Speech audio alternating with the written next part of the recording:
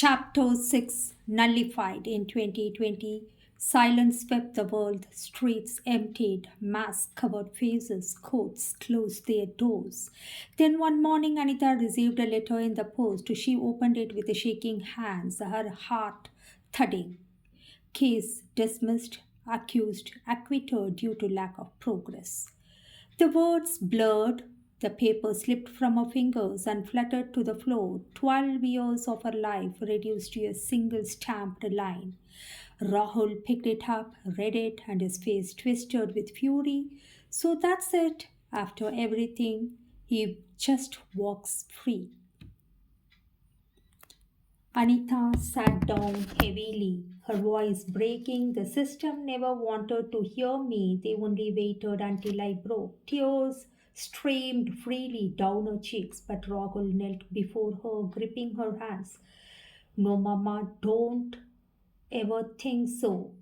You shouldn't break. You fought for 12 years. That itself is a victory. Don't ever think otherwise. Her son's voice steadied her, but deep inside something collapsed. Justice had been denied. Chapter 7 Father's Gift, Brother's Betrayal. Chapter 7 Father's Gift, Brother's Betrayal. Her father's will had once seemed like a beacon of security. 7,000 square feet of land divided equally among his 5 children. For Anita, it was not wealth, but promise. Something for Rahul, a foundation that could not be shaken. But blood often turns to poison. Ravi, her brother, a criminal lawyer with sharp words and colder eyes, began to circle her, sell her share to me.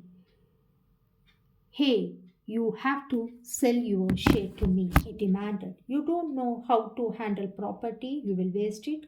I will not sell, Anita replied firmly. It is my right. Rahul's future. Ravi's smile was thin, dangerous. Soon he brought Raj, a builder with oily hair, a dark skin around his neck, and is a dark, fat, ugly looking man, cruelty radiating from his grin. At first came persuasion. We will give you cash, madam. Quick, no headache. Then came intimidation. Sigh or things may become unpleasant. Finally came nights of terror, harassment, threats, hands that left bruises. One evening, Raj shoved papers across the table. Sign the paper. It is power of attorney now. Anita's pen shook. I will not. Think of your son, Raj hissed. One accident on the way to school, and no one will know why. Do you understand? Her blood froze. Ravi stood in the corner, arms folded, watching silently, betraying the sister he should have protected instead.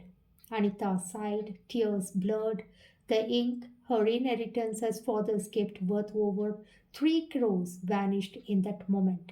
That night she packed a small suitcase. Rahul woke to the sound of her quiet sobs. Ma, what happened? We are leaving, Munna, she whispered, her voice raw tonight. Chapter 8 Flight by Night. The bus groaned as it pulled out of the terminal. Anita clutched Rahul's hand, her other hand gripping the bag that held only clothes, certificates, and a few hundred rupees. Where are we going, Ma? Rahul asked, his voice steady despite the fear in his eyes. To a city where no one knows us, she says. A city where we can start again. The highway stretched into the night. Anita stared out of the window as darkness flew past. Her heart pounded with terror. What if they followed? What if she failed? But within the fear flickered something else, a spark. For the first time in years, she was not waiting for a judge, not begging a brother, not answering to lease. For the first time, she was moving toward her own destiny. Rahul leaned against her shoulder, drifting to sleep. Anita pressed to kiss on his hair. She whispered into the night to herself, to the stars. They will not take everything, not everything. The bus rolled on, carry her away from betrayal and toward the unknown. Chapter 9. A Room of Survival. The city greeted Anita with noise, horns, vendors shouting, buses whizzing like beasts. She had rented a single room at the edge of a narrow lane, its plaster flaking, its ceiling low, but it was theirs. She spread a thin mattress on the floors, set Rogel's books on a borrowed desk, and breathed. "This is home now," she said. Rahul looked around, his eyes lingered on the cracks, the bare bulb swinging. Then he nodded. "It's enough, Ma, we will make it ours." Though in his mind he was thinking about his grandfather's bungalow in which he was born and brought up like a prince. Anita began again with the only weapon she had ever owned, her mind. She took tuitions, scribbling lessons late into the night. She was into vlogs, writing stories, novels, poems, memoirs, her voice hoarse, but explaining algebra and Shakespeare to children crammed into plastic chairs. Some days she earned a few hundred rupees, some days nothing. Neighbors gossiped again, but this time she was deaf to them. They could whisper, they could mock. She had no energy to care or answer. Every rupee fed her son, every lesson stitched her dignity back together. At night when Rogel slept, she looked at his face, calm in dreams, and whispered to herself, "This is why I live. This is why I raise.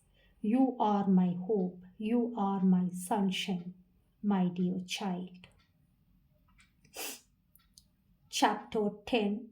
The Spark of an Idea. One evening, a mother lingered after class. "Madam, your teaching, it is different. My son actually understands. Could you also take classes for some of his cousins? I will bring them tomorrow." Soon cousins became neighbors, neighbors became friends, and Anita's one-room tuition swelled into restless, eager faces. She taught not only textbooks but also discipline, decorum, the punctuality and curiosity, courage, leadership skills, soft skills. She spoke to her students as if they were capable of greatness because she believed they were. Word spread. Students who had failed exams began to pass. Mothers began to whisper, "That lady, she is not just teaching, she is changing them." It was Rogel who was first said it loud. "Ma, you should open your own institution like an academy." She laughed softly. "An academy? Better. We don't even own a chair for every student. But you have knowledge," Rahul insisted. "That's bigger than buildings, bigger than money." The spark ignited. Anita began to dream again, dreams not of courts or revenge, but of a kingdom of knowledge where no judge, no builder, no predator could touch her. Chapter 11. The Circle of Women. The first classroom of Shakti